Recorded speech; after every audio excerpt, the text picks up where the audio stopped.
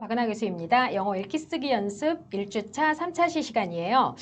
아마 이 2차 시랑 3차 시가 여러분이 좀 화면이 좀 뒤가 어디지? 요즘 어디서 촬영하는 거지? 하실 수 있을 것 같은데 제가 2차 시하고 3차 시는 연구실에서 안 하고 지금 살짝 여러분들이 잘 가는 스토티 카페에 나와서 하고 있거든요. 그래서 목소리가 아마 연구실에서 하는 것보다 톤이 좀 나아질 거예요. 밖에 들릴까 봐 걱정돼서. 근데 아직까지 항의가 없어서 제가 그냥 그대로 가겠습니다. 2차 시는 좀 뭔가 제가 여러분한테 말을 좀 많이 했던 것 같아요. 영어 문법이다, 순서다, 그리고 그 너무 어렵게 생각하지 말고 우리가 잘할 수 있다. 잔소리 같은 느낌이 막 들었던 생각이 드는 것 같아요. 자, 이번 차시는요. 책에 대한 얘기와 그리고 이제 문법 얘기를 조금 더 하려고 그래요. 제가 왜 문법을 자꾸 많이 강조를 하냐면 보통 이제 공부를 하다가 보면 문법이라는 것에 대해서 정말 그렇게 중요할까라는 생각도 많이 하게 되는데 저는 사실 영어 교육을 한 사람으로서 영어 교육 역사의 흐름이, 그러니까 영어 교육의 흐름이 있어요. 그러니까 티칭의 그러니까 연구라든가 이런 역사 흐름이 있는데 문법이 사라졌다가, 그러니까 문법 안 가르쳐도 된다라고 했던 거죠. 외국에서도. 그랬다가 다시 돌아왔어요. 안 되더라. 문법이 아니니까. 즉 영어의 특징인 겁니다, 여러분. 그래서 여러분들이 이번 학기는 좀 가볍고 좀 편안한 마음으로 그 기본적인 구조를 익히면서 영어 라이팅을 하면서 문법을 좀 편안하게 생각했으면 하는 마음에서 이제 3차 시도 이제 그런 부분에 관련된 것들을 준비를 했어요. 먼저 우리 교재 같은 경우는요. 우리가 오센틱 머티리얼이란 말을 쓰게 되는데 이 오센틱은 뭐냐면 진짜의, 사실의, 진실의 이런 뜻이에요. 그러니까 이 스토리가 어떠한 그 사실을 바탕으로 해서 구성이 되었다는 거. 그래서 훨씬 더 어떤 리얼한 느낌이 들겠죠. 구성이 어떤 가상적인 것보다는. 여러분은 근데 이 칩 맵이 뭐냐면은요. 칩이 무슨 뜻이에요? 싼 거죠. 굉장히 지도, 이제 맵은 지도, 싼 지도인데 나폴레옹이라고 하는 인물을 가지고 스토리를 구성을 한 건데 요 그림을 많이 본 적이 있을 거예요. 그쵸? 이거 어디 가면 많이 붙어 있잖아요. 근데 저는 이게 궁금한 게 저는 사실 어렸을 때 아빠가 사다 준 위인전에 보면 그 나폴레옹이 있어요. 나폴레옹이 위인으로 나와요. 그래서 그 책을 읽었는데 내용을 읽었는데 여러분들은 읽었는지 배웠는지 제가 그 교과과정 잘 모르겠는데요. 그래서 제가 좀 준비를 했는데 이분이 프랑스 제1공화국의 군인이었고요. 그리고 프랑스 제1제국의 황제였어요. 그러면서 이제 그 원래 출신은 이제 코르시카 섬의 하급 귀족 가문 출신의 군인인데 프랑스 혁명 시기에 그 벌어진 전쟁에서 큰 공을 세워서 국민적 영웅이 된 거죠. 그래서 그 나폴레옹이라는 인물이 이제 제1 대통령이 되고 그리고 쿠데타를 통해서 이제 대통령이 되고 어떤 종신 통령이라는 걸 끝까지 자기가 죽을 때까지 대통령을 하는 거예요. 그래서 이제 황제의 즉위를 하게 된 건데 이 나폴레옹의 법전이라는 것이 이제 전 세계 민법에 굉장히 많은 영향을 미쳤어요. 그래서 사실은 이 인물이 어떤 그런 보통의 인물은 아닌 거죠. 특히 이제 전술, 전략, 뭐 훈련 이런 게 굉장히 뛰어났다고 하니까 이분 같은 경우는 이제 뭐 이 나폴레옹의 군대 이런 군대들은 굉장히 이제 그 조직된 군대로도 평가가 됐었죠. 지난 학기에 기말고사 때 보니까 이제 우리 남학생들이 좀 많잖아요. 우리 수업에 이제 과 특징이 이과다 보니까 근데 이제 군대 갔다 온 친구들도 많은데 이제 그때 여러분들은 이 나폴레옹이 이제 군대가 굉장히 전략적이고 훈련도 굉장히 잘하고 조직적이었다라는 그런 얘기를 들었을 때 여러분들하고 한번 회상을 해보세요. 자, 그래서 이제 그거가 관련된 내용은 위키피디아라던가 위키백과에 보면은 이제 나오는데 이 나폴레옹에 관련된 내용을 가지고 그 일부분의 에피소드를 가지고 스토리를 했다라는 거 여러분들이 그거를 알아두시면 되겠습니다. 그래서 스토리는 쓰시다가 보면 굉장히 흥미로워요. 자, 그 다음에 이분은 지금 보면 7번 책 제목이 앤 설리번 메스인데 이분이 앤 설리번이고요. 이분은 헬렌 켈러예요. 자, 헬렌 켈러는 우리가 그 듣거나 말하지 못하는 어떤 그런 인물이었다는 건 여러분들이 다 아시고 그분을 가르친 선생님이 되시는 거죠. 그래서 그분에 대한 그 에피소드를 가지고 스토리를 구성한 거예요. 여러분들이 사실은 헬렌 켈러 저도 사실은 위인전을 읽었는데 아마 아실 것 같은데 이게 어떻게 되냐면 이 앤 설리번 이분도 원래는 시력 상실이 있었어요. 시력 상실이 있다가 이제 그 어떤 이 감염이 돼서 시력 상실이 됐다가 나중에 시력을 좀 회복을 했는데 흐릿하게 볼 수 있는 것으로만 회복을 한 거죠. 그러면서 이제 헬런 켈러를 가르치면서 유명한 선생님이 되고 헬런 켈러도 유명한 사람이 됐던 이제 그런 건데 이 두 사람이 만난 게 이제 8세 때인데 이 스토리가 이 8세 때 만남을 가지고 구성된 스토리인 거예요. 여러분들은 이 스토리를 쓰시면서 뭐라 그럴까? 그 어떠한 내용을 느낄지는 잘 모르겠는데 예전에 한번 수업을 할 때 어떤 스토리 이제 그 스토리도 마찬가지로 이제 그 사실을 바탕으로 해서 이제 구성된 스토리였거든요. 근데 성인반 수업에서 수강생분이 딱 그러더라고요. 스토리를 쓰시다가 감동적이라는 거예요, 스토리가. 그래서 영어를 쓰다가 보니까 내용이 감동적이었다고. 그리고 그거에 대한 내용을 저는 어느 날 라디오를 이렇게 들었는데 근데 어디서 저 얘기를 많이 들었지? 내가 저 에피소드를 어디서 들었지? 했더니 보니까 제가 수업에서 가르쳤던 내용이더라고요. 그게 굉장히 어떤 기본을 바탕으로서 해서 영작을 하게 되면은요, 정서적으로나 이 공감적으로도 굉장히 많이 좋기 때문에 훨씬 더 학습의 능력을 높인다고 볼 수가 있겠죠. 여러분들한테도 제 생각에는 이 감동을 주는 스토리였으면 좋겠습니다. 이제 스토리를 할 때 사실 우리가 라이팅도 그렇고 리딩도 그렇고 모든 것은 학습법이라는 게 있어요. 그런데 공부를 할 때 이 학습법은 비법이기는 하지만 내가 뭔가를 빨리 습득하게 하기 위한 비법은 아니에요, 여러분. 자, 이 학습 방법을 반복하는 것이 중요합니다. 제가 뭐라고 얘기를 하냐면 영어 공부를 무식하게 해야 된다고는 말을 해요. 저는.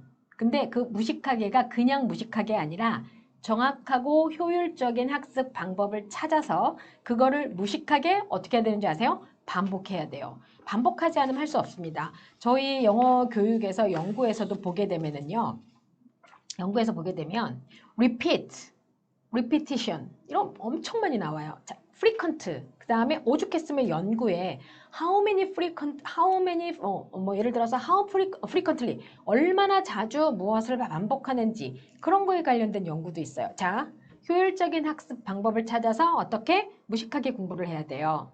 효율적인 방법이라는 것은 뭐 내가 눈 가리고 아웅하는 방식이 아니에요. 내가 학습 효과를 높이기 위한 방식인 겁니다. 자, 그러면 우리 이 영어 읽기 쓰기 연습에서 사용하는 이 스토리는 학습 방법이 있답니다. 자, 먼저 Alternation of Expanding Writing이에요. 확장 방식입니다. 영어는 주어, 동사, 목적어, 그 다음에 내가 더 길게 쓰고 싶어요. 그러면 전치사, 명사, 전치사, 명사, 전치사, 명사 확장을 하게 되거든요.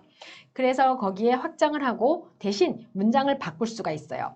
I teach English writing on Thursdays at 안양 University. 자, 요거 바꾸게 됩니다. 여러분 입장으로 바꾸면 I learn English writing on Thursdays at Professor Park's class. 이렇게 바꿔주면 되죠. 근데 패턴은 똑같아요. 단어만 바꿔주는 거죠. 자, 이렇게 해서 영어는 주어, 동사, 목적어는 만들어 놓고 그 다음에 거기에 전치사, 명사, 전치사, 명사 붙여서 하게 되는 겁니다. 자, 여러분들이 그거를 쓰실 수 있게 되는 거죠. 그렇게 되면 뭐가 되는 겁니까? 커뮤니케이션이 되는 거예요. 자, 그 다음에 adding details, 내용을 더하게 되는 겁니다. 즉, 연습을 할 때 처음부터 제가 I teach English writing on Thursdays at 안양 University. 자, 이 문장 영어로 처음부터 쓸 수 있을까요, 여러분? 어려워요. 쉽지 않아요. 그래서 내용, 자, 예를 들어 제가 I teach English writing. 자, 이거 먼저 쓰는 거죠.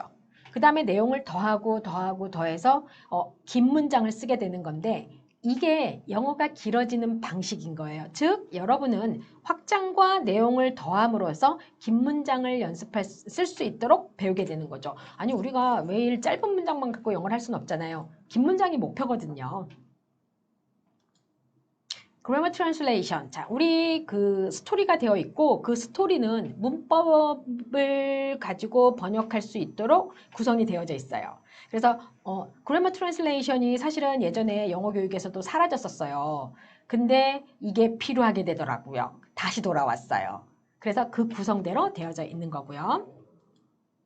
change the words. 단어 바꿔쓰기. I teach English writing. I learn English writing. I study English writing 뭐 여러 가지 지금 제가 study, learn, 그죠? teach 바꿨죠? 자, 그러면은 이렇게 단어를 바꿔가면서 쓰는 연습을 통하는데 그게 가능한 이유가 뭘까요? 구조가 똑같거든요. 그 구조에 단어만 바꾸게 되면은 제 생각에는 SVO, 즉 우리가 주어, 동사, 목적어만 말을 할 줄 알아도 단어를 100개를 내면 문장을 한 50개는 만들 수 있을 것 같아. 그만큼 패턴이 중요한 겁니다. quick writing, speed writing이 뭐냐면요. 내가 문장을 쓰는 것에 익숙하면 익숙할수록 속도가 어떨까요? 빨라지겠죠. 그래서 몇 분 안에 쓰기.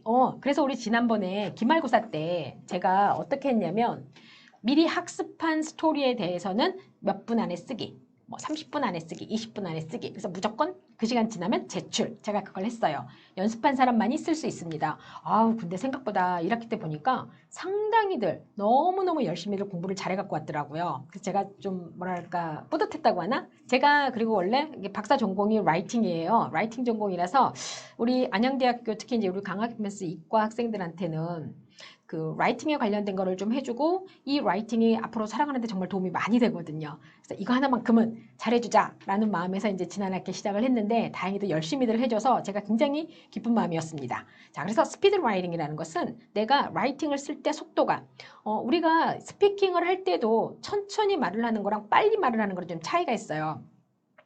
보통 어린아이들 레벨 테스트를 할 때요. 원어민 선생님들이 어떻게 테스트를 하냐면요. 자, 간단한 말을 테스트해요. Where are you from?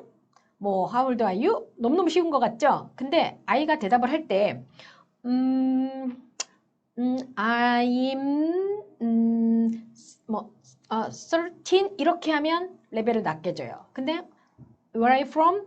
I'm 13 years old. 바로 대답하죠. 그러면 레벨을 높게 줘요. 그리고 말 스피드. 그래서 예전에 어떤 학생이 이제 외국에 잠깐 이제 그 공부하고 들어와서 캐나다 선생님이 테스트를 하면서 굉장히 마블러스하다는 거예요. 그래서 왜 그랬더니 캐나다의 그 그러니까 원어민 어른들하고 말하는 속도로 자기가 말을 했는데 애가 그 속도로 말을 한다는 거예요.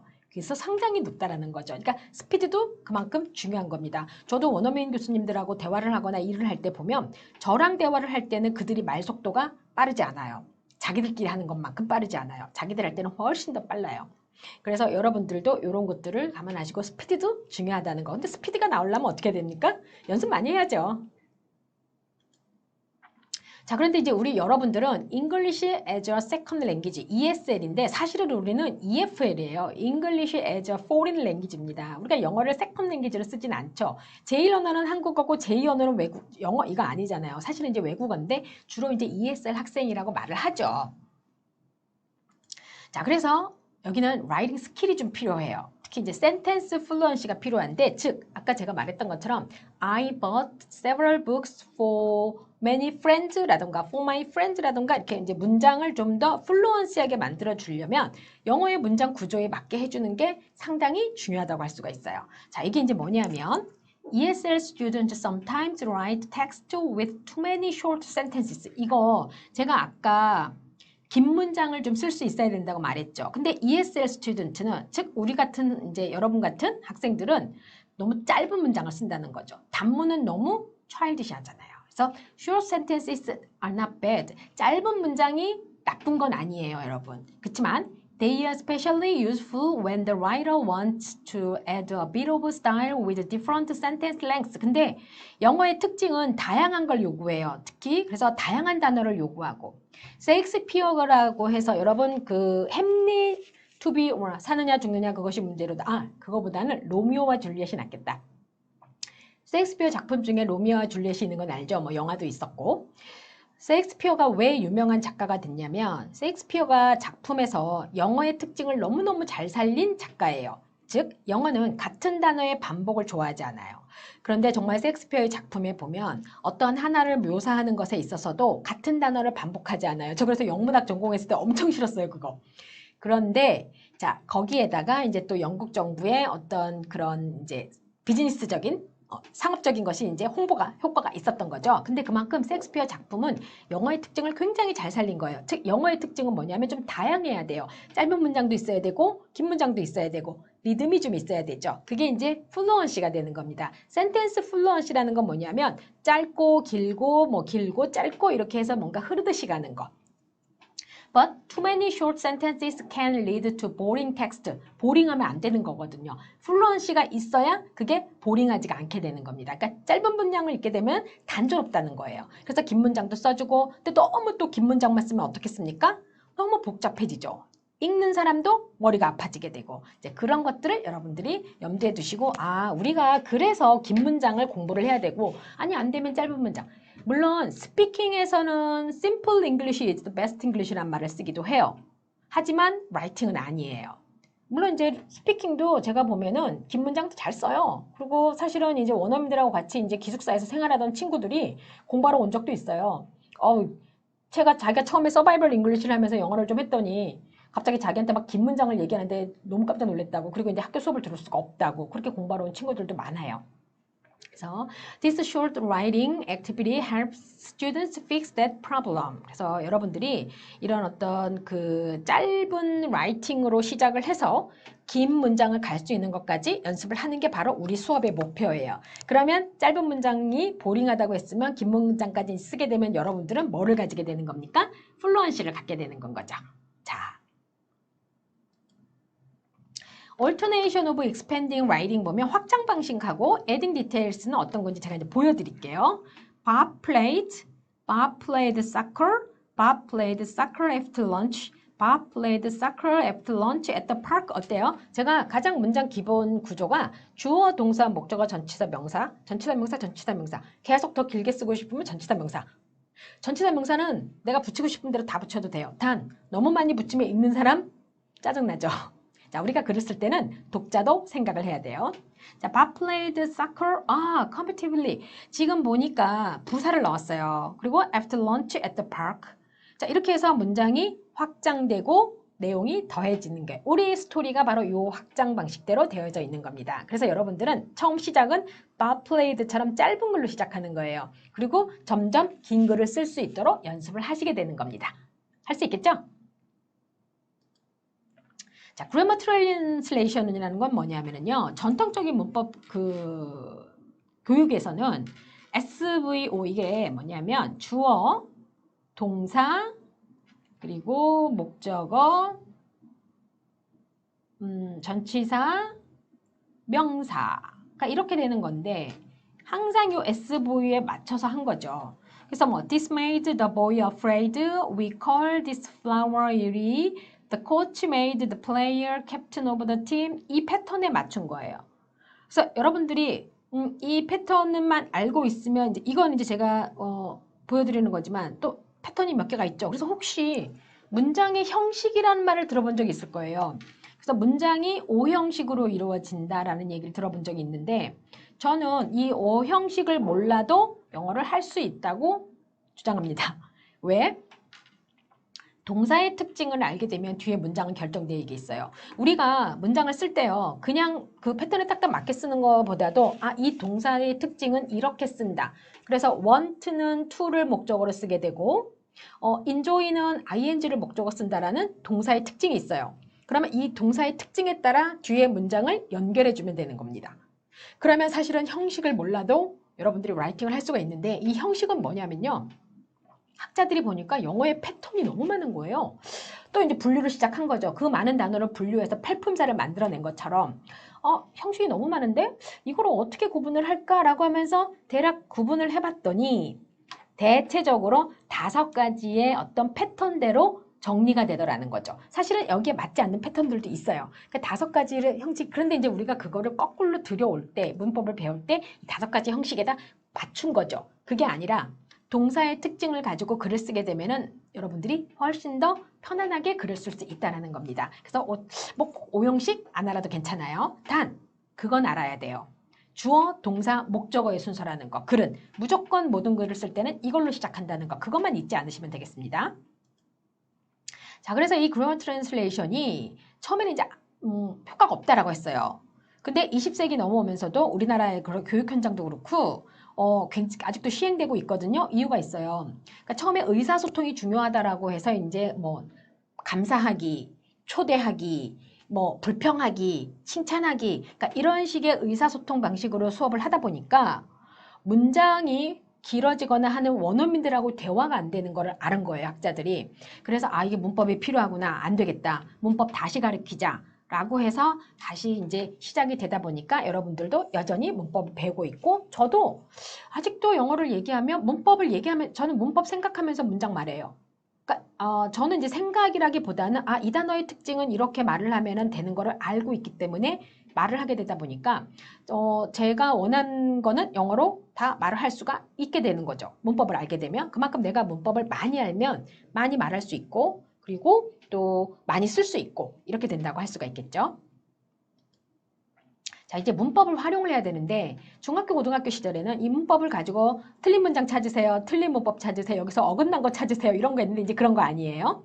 의미 위주, 즉 내가 라이팅을 해서 의미가 전달돼야 되는 거고 스피킹을 해서 의미가 전달돼야 되는 거예요. 그게 문법을 여러분들이 제대로 활용하시게 되는 겁니다. 자, 그래서 의미 위주의 의사소통 교수법에서 이제 문제가 발생하게 됐는데 아까 제가 설명했던 게 이거예요. 습득한 언어로 원어민하고 대화를 했거든요. 근데 문제가 발생한 거죠. 그들은 너무도 표현도 다양하고 구문도 복잡했던 거예요. 그래서 아까 short sentence는 보링하다라는 그걸 넘어서서 원어민들이 복잡한 문장과 구조를 사용을 하게 돼요. 그러다 보니까 우리가 그 부분을 커버하지 못하게 되면은 커뮤니케이션이 안 된다는 얘기가 되는 거죠. 그리고 또 단문, 중문, and, but, or 뭐 이런 거를 너무너무 많이 사용하는데 그 부분들이 커버가 안 되더라는 거죠. 그래서 문법 학습을 다시 하게 된 겁니다. 자, 그래서 문법을 활용하게 되면 자, 우리가 지금까지는 문법 시험을 위한 문법 수업이었어요. 근데 이제는 안 된다는 거죠. 그리고 문법 교육의 이제 중요성을 주장한 분들이 이제 3차원적인 문법입니다. 이렇게 들어가는 거죠. 자, 문법 자체는 형태. 자, form은 형식이죠. 근데 그 문법이 의미가 있어요. 자, 예를 들면 to study English 하게 되면 의미가 영어를 공부하는 것도 되고요. 영어를 공부하기 위해서도 돼요. 의미가 있죠? 자, 그러면 use 이거를 어디에 사용하게 됩니까? I came here to study English. 자, 영어 공부하려고 여기에 왔어요. It's very interesting to study English. 제가 영어 공부하는 것은 너무 흥미로워요. 주어 자리에 쓰게 되면 주어 역할을 하게 되는 거고요. 그 다음에 부사 자리에 쓰게 되면 부사적 역할을 하게 되는 거죠. 즉, 이 문법은 이 세 가지를 다 갖고 있다는 것을 말하고 싶은 겁니다. 자, 여러분들은 라이팅을 통해서 그 부분을 하시면 되겠죠.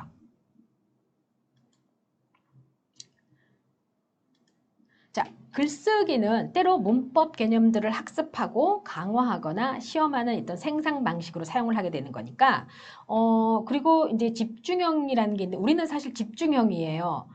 뭐냐면 통제된 글입니다. 그래머 트랜슬레이션에 적용을 하다 보니까 통제된 상태에서 그 글을 표현을 하고 그리고 문법에 맞춰서 라이팅을 하게 되면서 여러분들이 거기에 이제 단어를 바꾸고 복잡하게 구조를 여러분들이 이제 하시게 되면은 그게 뭐가 되는 거죠? 플루언시를 갖게 되는 라이팅이 되는 거죠. 여러분들이 그 부분을 연습할 수 있는 기본 작업을 이 수업을 통해서 한다고 생각하시면 되겠습니다. 자, 그리고 단어 바꾸는 거. 단어를 바꿔서 새로운 문장으로 써보기. 문장의 패턴은 SVO라고 얘기했죠. 시작은. 근데 SVO로 시작하더라도 거기에 단어를 바꿔주면 나는 한 50문장이라도 말할 수 있을 것 같아요. 여러분 여기에다 단어 바꿔서 이렇게 라이팅해서 한번 제가 과제 올리라고 했더니 굉장히들 잘하더라고요. 그리고 다양한 단어들도 사용하고 또 제가 생각하지 못했던 것들도 사용을 하게 되는 거니까 저는 그때 무슨 생각을 했냐면 맞네. 구조를 아니까 단어는 사전을 찾으면 되고 요즘 인터넷에도 나오고 그렇게 바꾸면 주면 되는 거잖아요. 그쵸? 그러면 여러분들은 좀 더 다양한 표현을 말할 수 있고 쓸 수 있게 되는 겁니다. 자, 그리고 이제 퀵 라이팅은 스피드 라이팅인데 빨리 써보는 경험인데 빨리 써보기 위해서는 많이 써봐야 되고요. 자, 우리가 쓸 때 그리고 스펠링도 부딪히게 돼요. 여기서 내가 스펠링이 뭐였더라? 헷갈리게 되기도 하고 이거 아닌데 맞다. 그러면서 멈칫하게 되고 근데 그 부분이 익숙해지도록 하려면 뭘 해야 됩니까? 반복. 자, 스토리 학습법은 제가 뭐라고 말씀드렸어요? 효율적인 방법을 찾아서 무식하게 반복하는 거라고 했어요. 자, 학습 방법이라고 하는 것은 그러니까 어떤 눈 가리고 아웅하는 식의 요행을 바라는 방법이 아니라 정말 라이팅을 잘하기 위한 방식이니까 여러분들이 근데 참 다행인 게 이 책을 공부하다가 보면은 이렇게 수업을 제가 말하는 방식대로 따라오게 되면 저절로 이렇게 효율적인 방식으로 반복하게 돼 있습니다. 그래서 1학기 때 굉장히 많이 반복을 하는 걸 해가지고 어떤 친구가 이 반복 학습 방법이 너무 좋다고, 특히 이제 본인처럼 시간이 걸리는 학습자에게는 너무 좋다라고 얘기를 해주기도 했어요. 자, 여러분들도 그 부분을 체험하실 수 있을 겁니다. 자, 퀴즈입니다. 글의 종류가 상당히 다양하죠. 에세이도 있고, 일기도 있고, 비즈니스 라이팅도 있고, 뭐 아카데믹한 것도 있고, 정말 정말 많아요. 자, 그러면 우리가 그 글의 종류에 따라서 문법도 바꿔서 배워야 할까요? 아카데믹한 글에는 아카데믹한 문법이 있고, 일기에는 일기에 알맞는 가벼운 문법이 있을까요? 아니죠. 문법은 하나. 문법은 하나고요. 단어를 아카데미컬한 걸로 바꾸면 아카데믹한 글이 되는 거고요. 캐주얼 단어를 쓰게 되면 캐주얼 글이 되는 거예요. 즉, 단어가 글의 종류라던가 문장 어떤 그 단락의 형태가 정하는 거고, 문법은 그렇지 않습니다. 그래서 여러분들이 문법을 잘 해놓으시게 되면 어떠한 라이팅도 하실 수가 있게 되는 거죠. 정리하기 내용은 똑같아요. 문법 제가 강조했고, 암기하고, 그리고 많이 읽고, 이 부분. 특히 이제 여러분들이 따로 공부할 시간이 없다면 우리 수업에서 하는 내용만이라도 많이 읽고, 많이 반복해서 써주셨으면 좋겠습니다.